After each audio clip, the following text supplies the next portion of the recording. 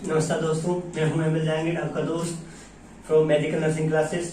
दोस्तों, हम last class में जनरल इंट्रोडक्शन साइकियाट्री के बारे में पढ़ चुके हैं। तो दोस्तों आज आगे बढ़ते हैं उससे और कुछ नया पढ़ते हैं। तो आज पढ़ेंगे इंट्रोडक्शन के अंदर आगे का टॉपिक जो है टर्म्स हैं जो साइकियाट्री से रिलेटेड हैं, उस टर्म्स को पढ़ेंगे, उनकी जनरल मीनिंग समझेंगे। तो दोस्तों आज स्टार्ट करते हैं साइकियाट्री के कुछ वर्ड्स।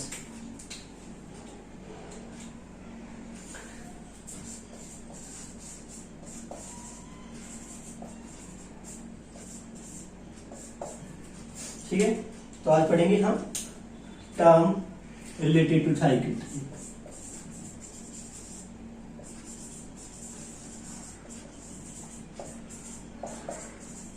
ऐसे वर्ड्स जो साइकियाट्री के अंदर यूज किए जाते हैं और साइकियाट्री से रिलेटेड होते हैं। तो दोस्तों इसके अंदर पहला ही वर्ड आता है जो एक हमारा नर्सिंग का सब्जेक्ट है साइकोलॉजी, तो उसको समझेंगे, वो भी साइकियाट्री से रिलेटेड है। तो साइकोलॉजी क्या होता है?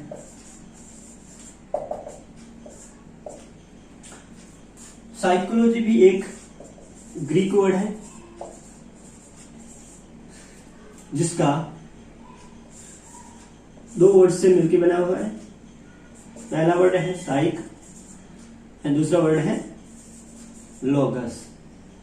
दोस्तों ये भी साइकियाट्री के जैसे जैसे दो वर्ड से मिलकर बना हुआ है। पहला है साइक, दूसरा है लोगस। साइक का मतलब हम पहले पढ़ चुके हैं कि साइक का मतलब होता है सोल, या इसको हमने माइंड भी बोला था। ठीक है दोस्तों, पहले सोल बताया गया, उसके बाद उसको लेटर कन्वर्ट किया गया माइंड के अंदर, और इसका मतलब होता है स्टडी ऑफ। लोगस का मतलब क्या होता है? Study of.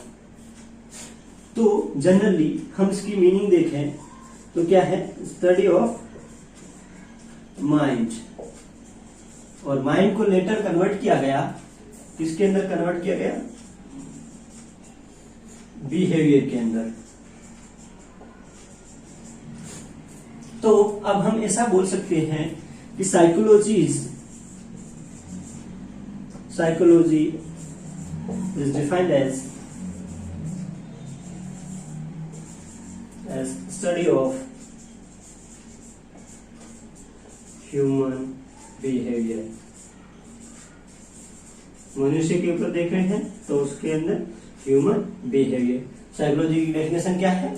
हम क्या करते हैं? ह्यूमन के बिहेवियर की स्टडी करते हैं। वो किसके अंदर करते हैं? साइकोलॉजी के अंदर। दोस्तों साइकोलॉजी पढ़ रहे हैं तो दोस्तों साइकोलॉजी का फादर कौन था? तो हम देख लेते हैं कि फादर ऑफ साइकोलॉजी कौन है। साइकियाट्री का जॉन सी क्रिश्चियन था और इसका फादर है विलहेल्म वुंड। विलहेल्म वुंड,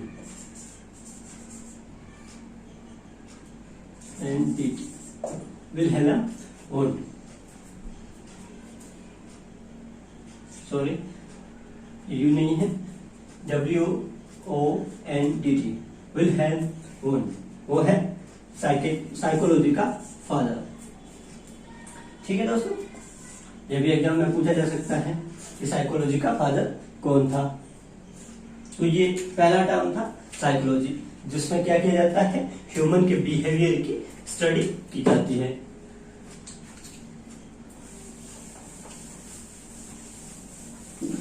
दूसरा वर्ड आता है माइंड।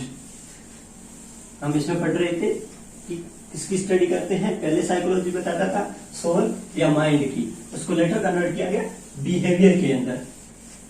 अब देखेंगे माइंड क्या है। सेकेंड वर्ड आता है आपके माइंड। माइंड क्या है दोस्तों? ये एक ऑब्स्ट्रैक्ट थिंकिंग है। ऑब्स्ट्रैक्ट थिंकिंग मतलब ये काल्पनिक है। ऑब्स्ट्रैक्ट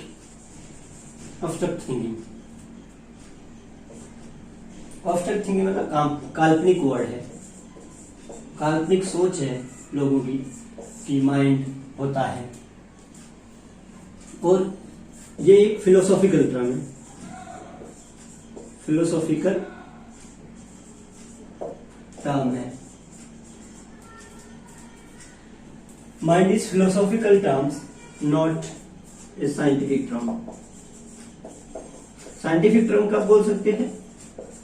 साइंटिफिक टर्म तब बोल सकते हैं जब उसको प्रैक्टिकल बेस पे प्रैक्टिस किया हो या उसके बारे में रिसर्च की हो गई, रिसर्च या प्रैक्टिस से रिलेटेड हो।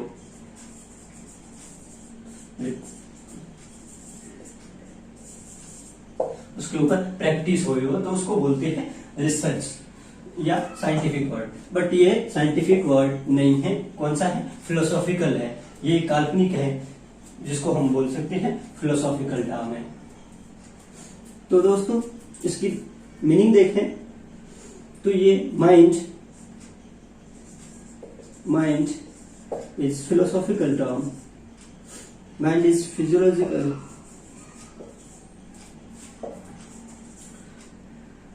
Part of body.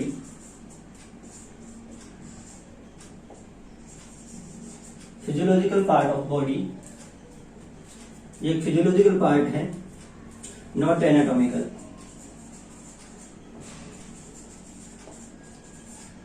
पार्ट मतलब क्या है? ये एक फिजियोलॉजिकल फंक्शनल पार्ट है और नॉट एनाटॉमिकल पार्ट। इसकी कोई स्ट्रक्चर बॉडी के अंदर प्रेजेंट नहीं है। माइंड कोई वर्ड भी नहीं होता, कोई पार्ट भी नहीं होता बॉडी के अंदर। तो ये एक फिजियोलॉजिकल है, फंक्शनिंग करता है। बिकॉज ऐसा फिलोसॉफिकल माना गया है कि माइंड एक फिलोसॉफिकल टर्म है। ऐसी फिलोसॉफी है, लोगों की धारणा है कि माइंड बॉडी के अंदर प्रेजेंट रहता है और इसलिए इसको बोलते हैं फिजियोलॉजिकल। तो बॉडी के अंदर प्रेजेंट है तो फंक्शनिंग कर रहा है, बट एनाटॉमिकली इसके अंदर कोई प्रेजेंट नहीं है। तो it is a physiological part of body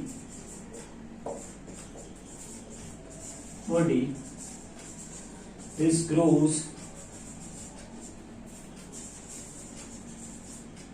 along with all system of body। इसकी डेफिनेशन ये है, इसको पार्ट ऑफ बॉडी बोल सकते हैं या physiological part of nervous system भी बोल सकते हैं। ठीक है, पार्ट ऑफ नर्वस सिस्टम। ये नर्वस सिस्टम का एक फिजियोलॉजिकल पार्ट है, फिजियोलॉजिकल फंक्शनिंग पार्ट है, जो बॉडी के जितने दूसरे सिस्टम के ऑर्गन्स होते हैं वो जैसे ग्रोथ होते हैं, उसके जैसे जैसे ये माइंड भी ग्रो होता है, ऐसा माना जाता है। ठीक है, तो ये है इसकी general meaning of mind. Mind क्या है? एक फिलोसॉफिकल टर्म है। एक्चुअली बॉडी के अंदर कोई इसका पार्ट प्रेजेंट नहीं है, बट माना जाता है कि एक फंक्शनिंग में हेल्प करता है बॉडी के, और as a function physiological part होता है, और एनाटॉमी इसकी एब्सेंट है बॉडी के अंदर। इसको एक नर्वस सिस्टम का पार्ट माना जाता है। तो ये दूसरा टर्म था। फिर लेटर माइंड को किसमें कन्वर्ट कर दिया गया? बिहेवियर के अंदर। तो अब देखते हैं बिहेवियर क्या होता है। बिहेवियर, अब बिहेवियर के बारे में देखते हैं कि बिहेवियर क्या है। Human behaviour, it is all covert and overt activity. Overt activity of individual की कैसी एक्टिविटी है? Covert and overt activity individual which can be observed, which can be observed।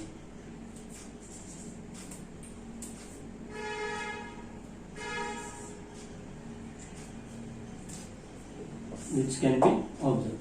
It is a covert and overt activity of individual which can be observed. Behaviour क्या है? Behaviour simple देखो, मैं words में देखें तो behaviour एक ऐसी activity जो किसी पर्सन को ऑब्जर्व किया जाता हो।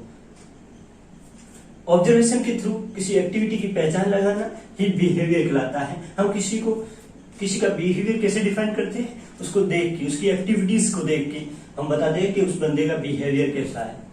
तो और कोवर्ट और एवर्ट एक्टिविटी क्या है? कोवर्ट और एवर्ट एक्टिविटी वो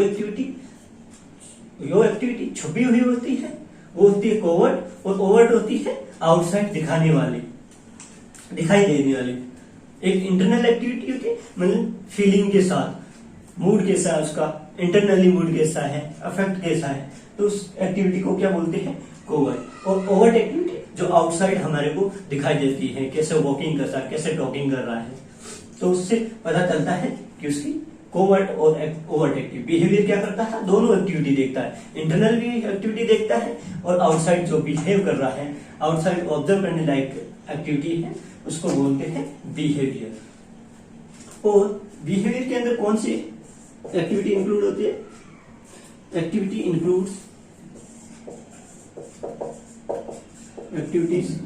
इंक्लूड इन बिहेवियर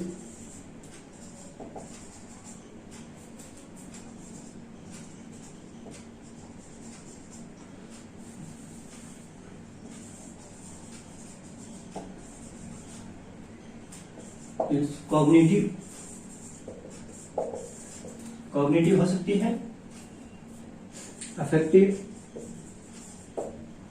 और कॉग्निटिव, अफेक्टिव और फिजिकल एक्टिविटी, ये तीनों एक्टिविटी इसके अंदर इंक्लूड होती है। कॉग्निटिव मतलब किसी के थ्रू जाने लोग, जैसे इसके अंदर थिंकिंग आती है, मेमोरी आती है और परसेप्शन आता है। ये किसके पार्ट है? कॉग्निशन के। और अफेक्ट क्या है? फीलिंग से रिलेटेड। अफेक्ट का मतलब फीलिंग, इमोशन और मूड से रिलेटेड, ठीक है। और फिजिकल एक्टिविटी के कौन कौन सी होती है? जैसे कैसे वॉकिंग कर रहा है, टॉकिंग और प्लेइंग। तो ये एक्टिविटी आती है, किसके अंदर आती है? फिजिकल एक्टिविटी के अंदर। तो ये सब एक्टिविटी किसके अंदर इंक्लूड होती है? बिहेवियर के अंदर। तो बिहेवियर क्या है? ऐसी एक्टिविटी जो माइंड के अंदर चल रही हो, बॉडी के अंदर चल रही हो, या बाहर, बॉडी के बाहर वो शो कर रहा हो, या तो वो छुपा के एक्टिविटी कर रहा हो, या छुपा के मतलब अंदर की एक्टिविटी, बॉडी के अंदर की एक्टिविटी, और बाहर शोन की गई हुई एक्टिविटी को ही हम उसके अकॉर्डिंग उसका बिहेवियर डिसाइड करते हैं। तो ये था बिहेवियर। नेक्स्ट जो आता है वो है माइंड की कुछ कंपोनेंट ऑफ माइंड।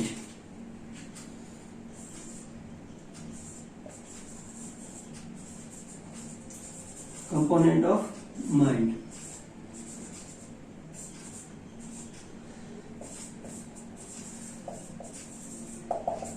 नेक्स्ट क्या है? माइंड के कंपोनेंट पढ़ेंगे। तो इसके अंदर 10 कंपोनेंट आते हैं। कितने कंपोनेंट है? 10। पहला कंपोनेंट आएगा कॉन्शियसनेस। अब देखेंगे कॉन्शियसनेस क्या होता है। कॉन्शियसनेस का मतलब होता है कि पर्सन अवेयर रहता है। अब कॉन्शियस पर्सन किसको बोलेंगे? ऐसा पर्सन जो अवेयर हो, किसके बारे में? कि उसको पता चले कि टाइम, प्लेस और पर्सन, इन तीनों चीजों के बारे में वो अवेयर हो।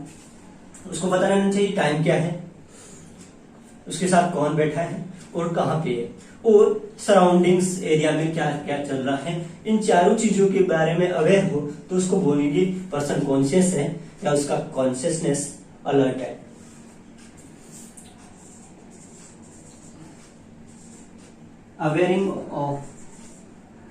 Awareing to the time, place, person.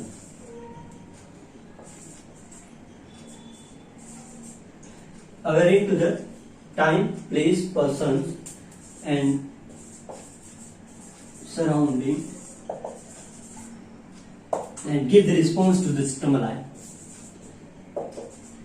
and giving response to stimuli. ऐसा पर्सन जो सराउंडिंग्स के बारे में जानता हो और सराउंडिंग से जितनी भी स्टिमुलाई है उसका रेस्पॉन्स दे, वो होता है कॉन्शियसनेस। तो ये पहला वर्ड था कि कॉन्शियसनेस क्या है। दूसरा वर्ड आता है एक्टिविटी। एक्टिविटी जो कि हम किसकी कंपोनेंट पढ़ रहे हैं, माइंड का। तो माइंड के अंदर एक्टिविटी होती है, उसको बोलते हैं psycho motor activity.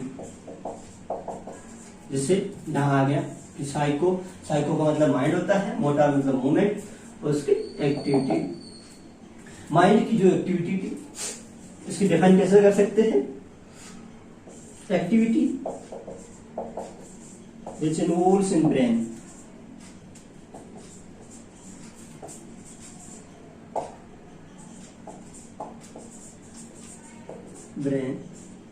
is known as psychomotor activity. जो एक्टिविटी ब्रेन के अंदर होती है उसको क्या बोलते हैं, साइकोमोटर एक्टिविटी। ठीक है, तो इसमें दो चीजें आती हैं। जनरल कंडीशन में ये नॉर्मल रहती है, और अगर ये डिस्टर्ब होगी तो इसके अंदर दो कंडीशन आएगी। पहली, एक्टिविटी इंक्रीज होगी, इंक्रीज साइकोमोटर एक्टिविटी। दूसरी कंडीशन क्या आती है, साइकोमोटर एक्टिविटी का डिक्रीज होना। ठीक है, डिक्रीज या इंक्रीज साइकोमोटर एक्टिविटी। तो ये दो कंडीशन आती है। ठीक है, इन दो कंडीशन में क्या होता है, अगर साइको नॉर्मली की नॉर्मल रहती है, नहीं जो इंक्रीज होती है, नहीं डिक्रीज होती है, जब जरूरत पड़े तब होती है। बट अगर मेंटल की एक्टिविटी बढ़ गई किसी अबनॉर्मल कंडीशन से, तो बढ़ी हुई कंडीशन को क्या बोलते हैं, मैनिया। कौन सी कंडीशन में साइकोमोटर एक्टिविटी बढ़ेगी, मैनिया के अंदर। और एक्टिविटी जो कम हो गई तो दैट लीड्स टू डिप्रेशन।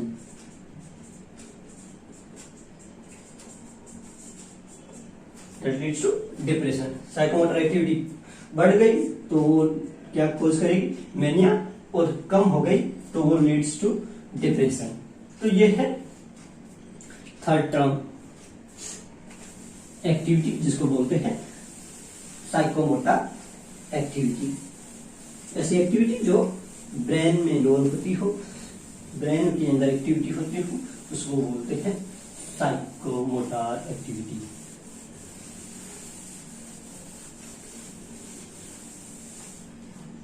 तीसरा आता है परसेप्शन। परसेप्शन का मतलब क्या होता है, what ever is perceived bye sensory organ, what ever is experienced by his sensory organ.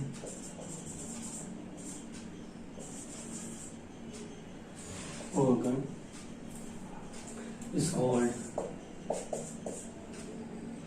as perception। Sensory organs के द्वारा एक्सपीरियंस करना, किसी चीज को परसीव करना, उसको क्या बोलते हैं, परसेप्शन। ठीक है, परसेप्शन के अंदर सेंसरी ऑर्गन्स का इन्वॉल्व होना जरूरी है।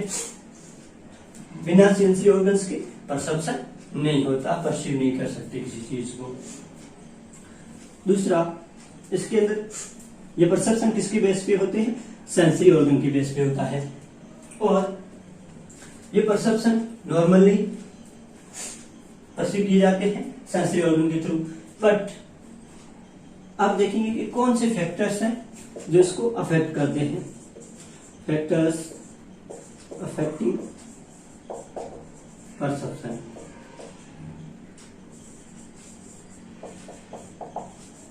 परसेप्शन को कौन से फैक्टर का, तो इसके अंदर पहला फैक्टर आता है, प्रीवियस एक्सपीरियंस। क्या होता है, प्रीवियस एक्सपीरियंस। दूसरा आता है डिस्टर्ब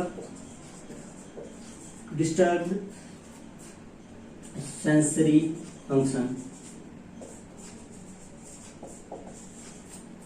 और थर्ड आता है एनवायरमेंटल नीड।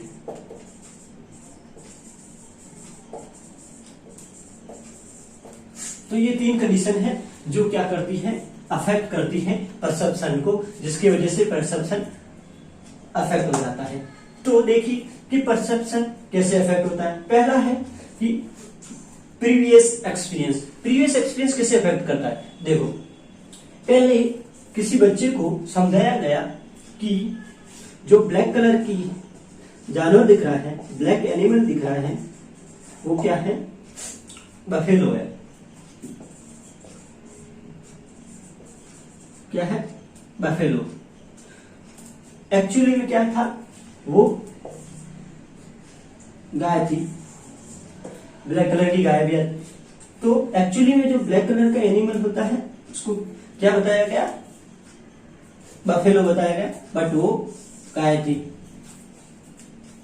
तो बच्चा जब उसको नेक्स्ट टाइम देखेगा तो उसको प्रीवियस टाइम का यही थिंकिंग होती है, जो ब्लैक कलर का होता है वो बफेलो होता है, बट उस टाइम भी वो क्या थी, काऊ थी। तो ये प्रीवियस एक्सपीरियंस है, वो इसको अफेक्ट करता है परसेप्शन को। उसकी परसीविंग ये थी, प्रीवियस एक्सपीरियंस ये था, सेंसरी ऑर्गन्स के थ्रू उसने ये परसीव किया था कि ब्लैक ऑर्गन जितने भी होते हैं, ब्लैक एनिमल जितने भी होते हैं, वो क्या होते हैं, बफेलो है। बट नेक्स्ट टाइम क्या था, काऊ थी, तो उसने मिस परसीव किया, ये परसेप्शन को डिस्टर्ब किया प्रीवियस एक्सपीरियंस ने।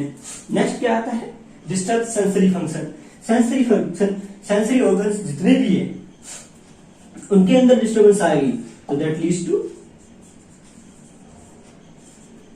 क्या होगा, परसेप्शन में इफेक्ट होगा। परसेप्शन बेस्ड किसके ऊपर है, सेंसरी ऑर्गन के ऊपर है, तो वो सीधा ही लीड करेगा परसेप्शन के अंदर डिस्टर्बेंस को, जो परसेप्शन गलत परसीव होगा। तीसरी चीज है एनवायरमेंटल नीड। एनवायरमेंटल नीड क्या होती है, हमेशा एनवायरमेंट चेंज होता रहता है, ओवरली चेंज होता है, मिनट के अंदर चेंज होता है, और 12 आवर्स के अंदर चेंज होता है, जिसको हम बोलते हैं डे नाइट, डे और नाइट। तो यूजुअली क्या होता है, जो डे के अंदर दिखाई देता है वो रात में, डार्क नाइट में हमें क्लियर दिखाई नहीं देता।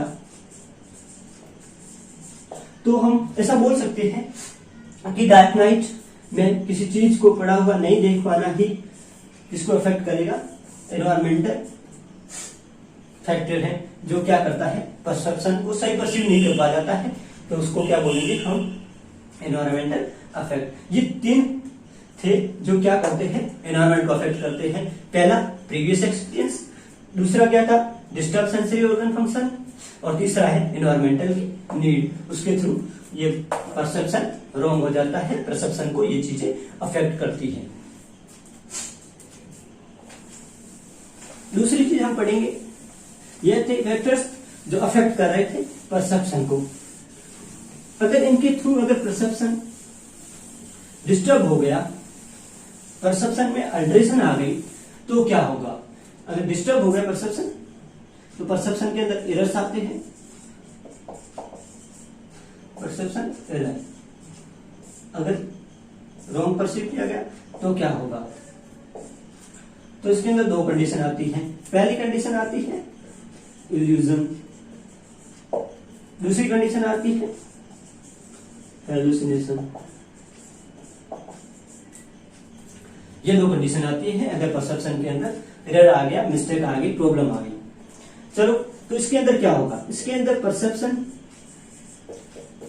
प्रेजेंट रहता है। परसेप्शन बोलो या स्टिमुलाई बोलो, स्टिमुलाई प्रेजेंट, बट इसको मिस इंटरप्रेट किया जाता है।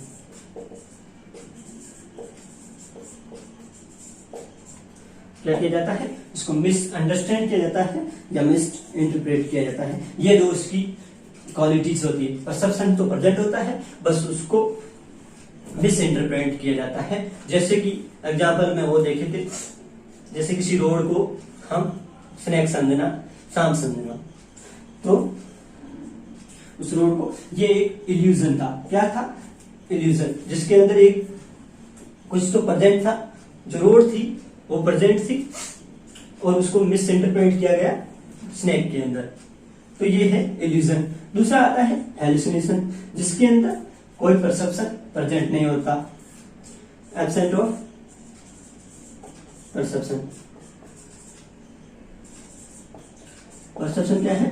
एब्सेंट है। और इसके अंदर क्या किया जाता है? फॉल्स परसीव किया जाता है।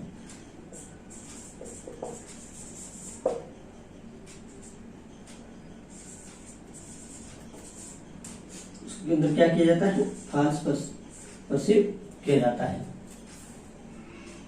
तो ये इसकी दो क्वालिटी थी। परसेप्शन स्टिमुलाई एब्सेंट रहती है, एनवायरमेंट में कुछ भी नहीं होता, फिर भी उसको फॉल्स परसीव किया जाता है कि वो चीज प्रेजेंट है। तो ये था आपकी परसेप्शन। परसेप्शन क्या है? किसी सेंसरी ऑर्गन्स के द्वारा किसी चीज का एक्सपीरियंस करना, ये कहलाता है परसेप्शन।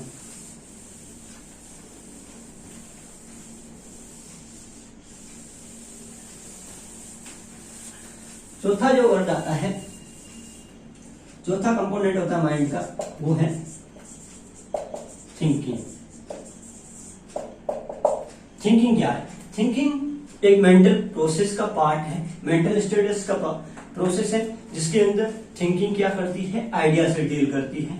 थिंकिंग में आइडियाज नेसेसरी होता है, और आइडियाज आ गए तो उसको इंटरप्रेट करने के लिए लैंग्वेज नेसेसरी होती है। तो थिंकिंग किससे डील करती है?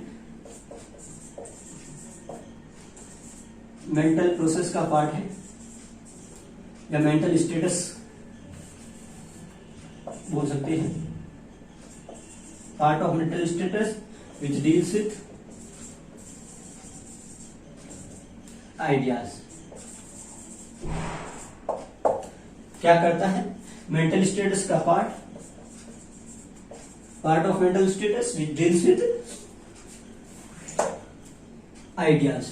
आइडियाज से जो डील करता है उसको क्या बोलते हैं? थिंकिंग बोलते हैं। माइंड के अंदर जितने भी आइडियाज आते हैं वो किसके थ्रू आते हैं? थिंकिंग करने से ही आते हैं। तो for ideas language is necessary. आगे आइडियाज को इंटरप्रेट करने के लिए क्या होता है? Language is necessary. आइडियाज के लिए क्या होता है? लैंग्वेज नेसेसरी होती है इसको आइडिया को इंटरप्रेट करने के लिए। तो ये होता है आपके थिंकिंग, जिसको बोलते हैं थॉट। ठीक है।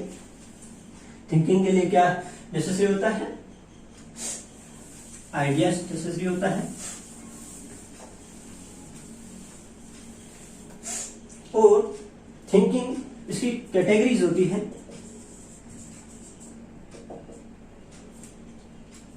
कैटेगरीज में आता है आपके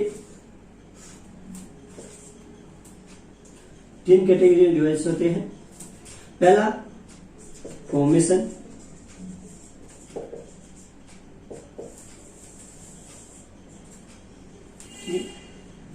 दूसरा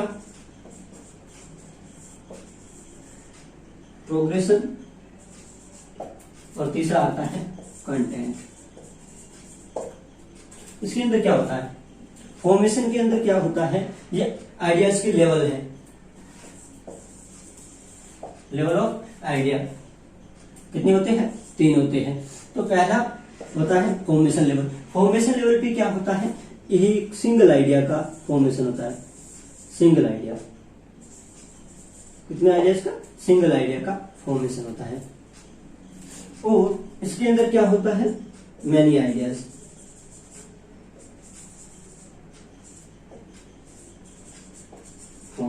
फॉर्म्स मैनी आइडियाज, इसके अंदर सिंगल आइडियाज, और इसके अंदर क्या होता है?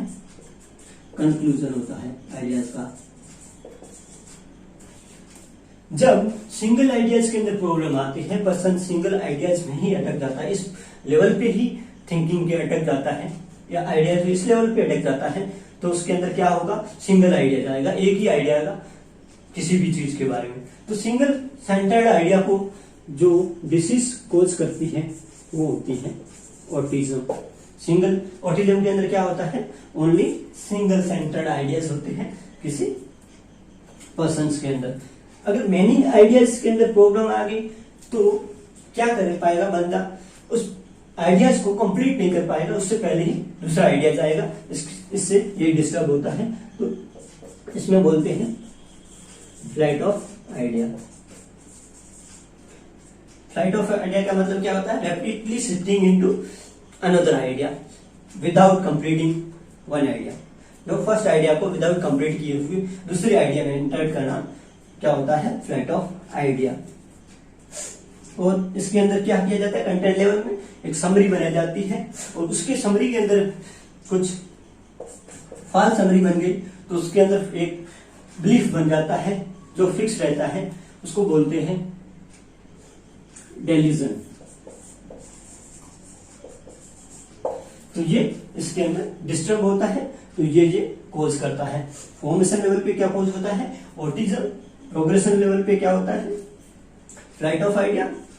और थर्ड होता है कंटेंट लेवल, जिसके अंदर कंक्लूजन बनता है, समरी बनती है किसी चीज की और उस आइडियाज की, और उसके अंदर अगर डिस्टर्ब आते तो क्या कोज करेगी? डेल्यूजन। एक बिलीफ बन जाता है। डेल्यूजन का मतलब होता है फॉल्स फिक्स्ड बिलीफ। तो ये था आपका थिंकिंग।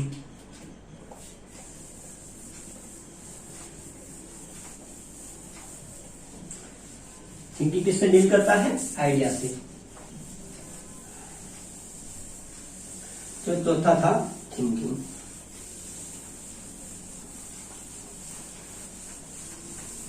नेक्स्ट कंपोनेंट आता है माइंड का पांचवा, इमोशन। इमोशन क्या है? एक फीलिंग है, feeling of individual which can be observed.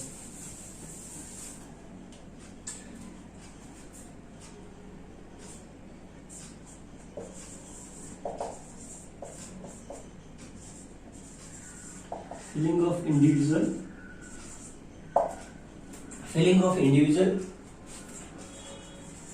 which can be observed. Feeling के साथ हम इसको इनर फीलिंग जोड़ सकते हैं। ये इनर फीलिंग होती है। Inner feeling of individual which can be observe by facial expression, gesture और पोस्चर, स्पीच और लैंग्वेज।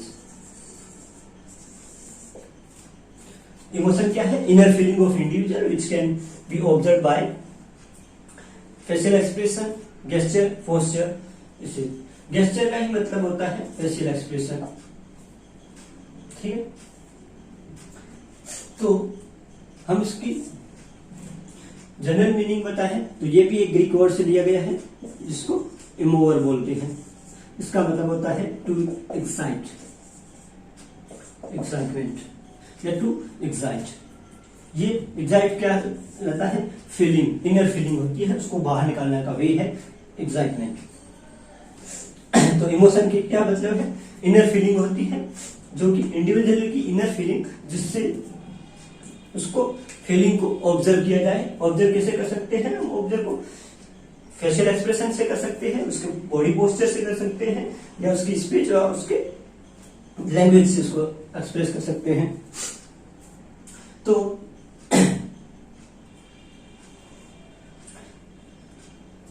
इनर फीलिंग अगर इसके अंदर डिस्टर्ब हो गया, पहले देखते हैं कि इसके टाइप्स होते हैं दो। टाइप्स कौन कौन सी है?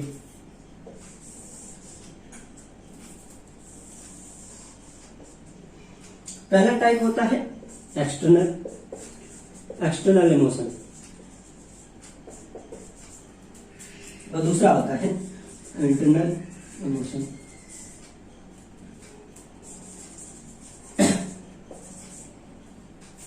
अब एक्सटर्नल इमोशन क्या होता है? ऐसी एक्टिविटी, ऐसी इनर फीलिंग जो आउटसाइड ऑब्जर्व की जाती हो। Inner feeling that can be observe, inner feeling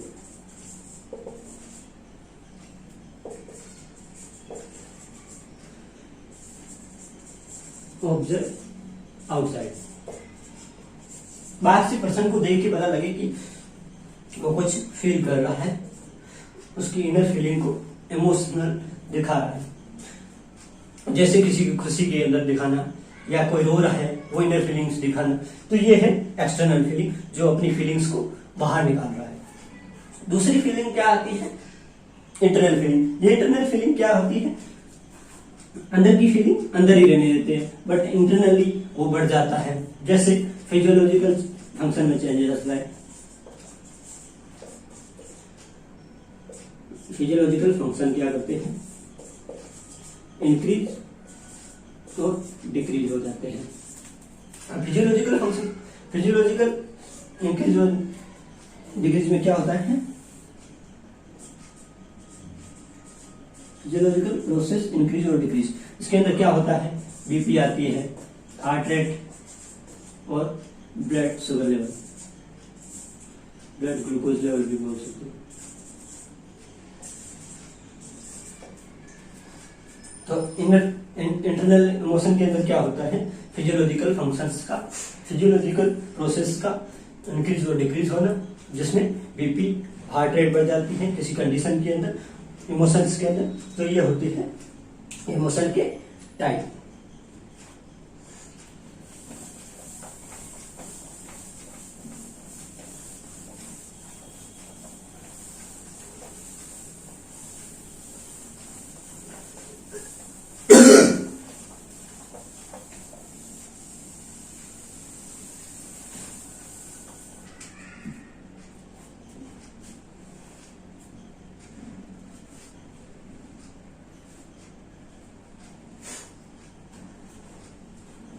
तो ये हम पढ़ चुके हैं, इमोशन पढ़ रहे हैं, ठीक है। तो इमोशन के अंदर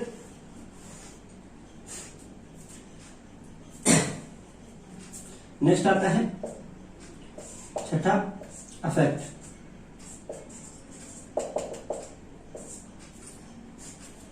अफेक्ट का मतलब क्या होता है?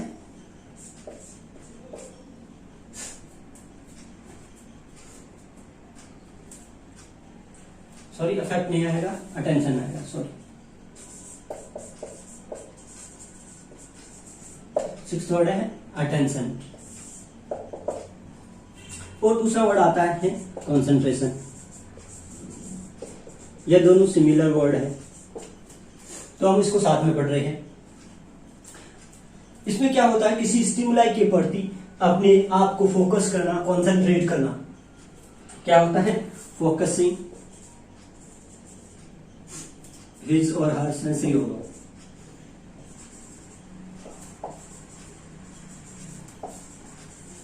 organ to stimuli। क्या होता है? अपने सेंसरी ऑर्गन्स को फोकस करना किसी स्टिमुलाई के ऊपर। इन दोनों चीजें स्टिमुलाई से रिलेटेड है, सेंसरी ऑर्गन को फोकस करने से रिलेटेड है। इसमें भी फोकस होता है, focusing his sensory organ stimuli.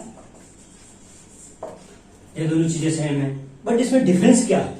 जो अटेंशन होता है वो शॉर्ट टाइम के लिए होता है, बट कॉन्सेंट्रेट होता है, कॉन्सेंट्रेशन क्या होता है? लॉन्ग टाइम के लिए होता है। अगर फॉर शॉर्ट टाइम है तो उसको हम क्या बोलेंगे? अटेंशन। अगर फॉर लॉन्ग टाइम है तो हम क्या बोलेंगे? कॉन्सेंट्रेशन। यही इन दोनों में डिफरेंस है। अटेंशन क्या होता है? किसी स्टिमुलाई के प्रति फोकस करना, और वो फोकस थोड़े समय के लिए हो तो उसको बोलते हैं अटेंशन, बट लंबे समय के लिए किसी को फोकस करने के लिए बोला जाता है तो भी बोलते हैं कॉन्सेंट्रेट या कॉन्सेंट्रेशन। किसी अपने सेंसरी ऑर्गन्स को कॉन्सेंट्रेट करना लॉन्ग टाइम के लिए, उसको बोलते हैं कॉन्सेंट्रेट करना या फोकस करना, कॉन्सेंट्रेशन। तो ये दो वर्ड्स थे।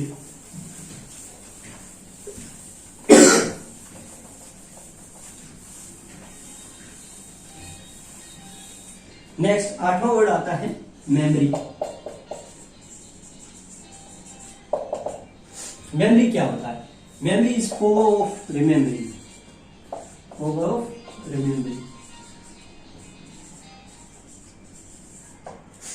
मेमोरी क्या है? पावर ऑफ रिमेम्बरिंग, कैपेसिटी जिसके थ्रू हम क्या करेंगे, रिमेम्बर कर सकते हो, किसी चीज को याद रख सकते हो, उसको क्या बोलेंगे, मेमोरी बोलेंगे। ठीक है, तो मेमोरी रिमेम्बर करने के लिए एक प्रोसेस होता है, मेमोरी प्रोसेस होता है। तो उस प्रोसेस के अंदर क्या होता है, पहले क्या करते हैं, अटेंडिंग स्टिमुलाई, स्टिमुलाई को क्या किया जाता है, अटेंड किया जाता है, फिर क्या कर देते हैं, सेव दी स्टिमुलाई,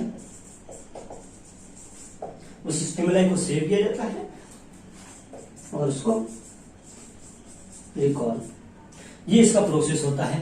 पहले किसी चीज को क्या किया जाता है, अटेंड किया जाता है, किसी प्रोसेस को, किसी स्टडी को अटेंड किया जाता है, या किसी को भी याद रखने के लिए, मेमोरी में बिठाने के लिए किसी स्टिमुलाई को अटेंड किया जाता है, उस स्टिमुलाई को क्या किया जाता है, माइंड के अंदर फिट किया जाता है, सेव किया जाता है, और रिकॉल कब करते हैं, जब उसको जरूरत हो, तो उसके लिए क्या किया जाता है, रिकॉल किया जाता है। तो ये इसका प्रोसेस था। नेक्स्ट आते हैं इसके टाइप्स। पहला टाइप होता है इमीडिएट, दूसरा होता है रिसेंट, और तीसरा आता है इमोशनल। तो इमीडिएट मेमोरी क्या होती है, इमीडिएट मतलब अभी पढ़ा रहे हैं और वो पढ़ाने के बाद जस्ट बात पूछा और उसका आंसर दे दिया, उसका मतलब उसकी इमीडिएट मेमोरी ठीक थी। उसके 5 मिनट बाद पूछा तो उसके, या दूसरे दिन पूछा तो उसकी इमीडिएट मेमोरी में वो नहीं आता। कितने आएगा, अप टू 5 या आज के दिन तक। उस आज का पढ़ाया हुआ कल पढ़ेंगे, कल पूछूंगा, उसको आप रिकॉल कर पाओगे तो उसको बोलेंगे रिसेंट मेमोरी। और जो वर्षों तक लाइफ टाइम के लिए याद रहता है वो आता है रिमोट के अंदर। तो ये 3 क्या है, मेमोरीज के टाइप्स। तो मेमोरी को 3 टाइप्स में डिवाइड किया गया है। मेमोरी क्या होती है, पावर ऑफ रिमेम्बरिंग, जिसके अंदर आइडियाज को अटेंड किया जाता है, फिर उसको सेव कर दिया जाता है। उस सेव करने के बाद जब जरूरत पड़ती है तब उसको कॉन्शियस माइंड के अंदर लाके उसको क्या किया जाता है, इंटरप्रेट किया जाता है, रिकॉल किया जाता है। तो ये था 8वां स्टेप। 9वां स्टेप था इनसाइट। इनसाइट का मतलब होता है कि अपने खुद के बारे में जानना, टू नो हिज और हर ओवन मेंटल स्टेटस।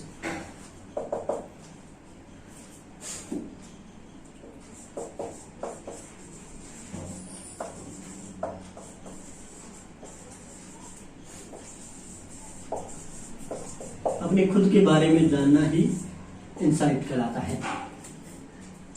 ठीक है, इनसाइट का मतलब क्या होता है, अपने खुद के बारे में जानना, इनसाइट। और इनसाइट्स, अगर कोई पर्सन, इसके अंदर 2 कंडीशन आती है। अगर कोई पर्सन अपने बारे में जानता है, इनसाइट क्या बोलेंगे उसको, प्रेजेंट, जानता है उसको इनसाइट प्रेजेंट, और दूसरा वर्ड आता है इनसाइट एब्सेंट। 2 कंडीशन आती है, या तो इनसाइट इंटैक्ट रहेगा या इनसाइट एब्सेंट रहेगा। अगर इन कंडीशन में, अगर किसी कंडीशन के अंदर एक प्रॉब्लम आ गई इनसाइट के अंदर, तो इनसाइट प्रेजेंट भी है, वो रहता है न्यूरोसिस के अंदर।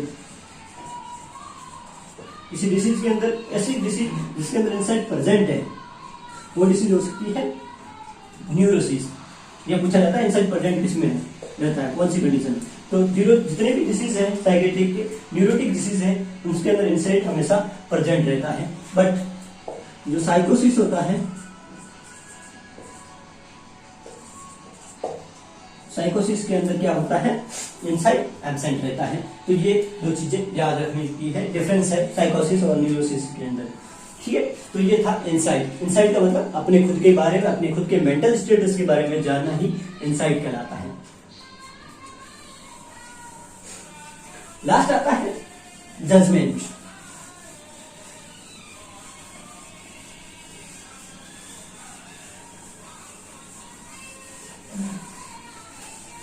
लास्ट क्या है वर्ड, जजमेंट। 10वां कंपोनेंट है जजमेंट। जजमेंट का मतलब क्या होता है, टू मेक कंक्लूजन। क्या है? टू मेक कंक्लूजन या टू मेक डिसीजन। क्या बोलेंगे इसको? जजमेंट का मतलब होता है किसी को जज करना या उसके बारे में डिसीजन लेना ही जजमेंट कहलाता है उसका। तो जजमेंट की यही डेफिनेशन है, यही मीनिंग है। जजमेंट की मीनिंग क्या रहती है? टू मेक कंक्लूजन या टू मेक डिसीजन। किसी चीज के बारे में डिसीजन लेना या किसी प्रॉब्लम के बारे में उसको सॉल्व आउट करने के बारे में डिसीजन लेना ही जजमेंट कहलाता है। तो दोस्तों ये था आपका कंपोनेंट ऑफ माइंड। और जजमेंट अगर प्रेजेंट है, दो कंडीशन आएगी इसके में भी, एक प्रेजेंट और दूसरा एब्सेंट। अगर जजमेंट प्रेजेंट है तो वो जाएगा न्यूरोसिस के अंदर। ये दूसरा डिफरेंस है साइकोसिस के अंदर। एब्सेंट किसमें होगा? साइकोसिस के अंदर। और प्रेजेंट किसके अंदर होगा? न्यूरोसिस के अंदर। तो ये दूसरा डिफरेंस आ गया आपकी साइकोसिस और न्यूरोसिस के अंदर कि अगर जजमेंट प्रेजेंट है वो आएगा न्यूरोसिस के अंदर, और जजमेंट एब्सेंट है तो वो आएगा साइकोसिस के अंदर। तो ये था आपका दूसरा डिफरेंस साइकोसिस और न्यूरोसिस के अंदर। तो दोस्तों ये थे आपके कंपोनेंट ऑफ माइंड्स, और हमने जनरल टर्म्स पढ़े थे साइकेट्री के अंदर, साइकोलॉजी, बिहेवियर और माइंड, उसके और माइंड के हमने कंपोनेंट पढ़े। तो आज की क्लास में इतना ही दोस्तों, नेक्स्ट क्लास में मिलेंगे। Thank you.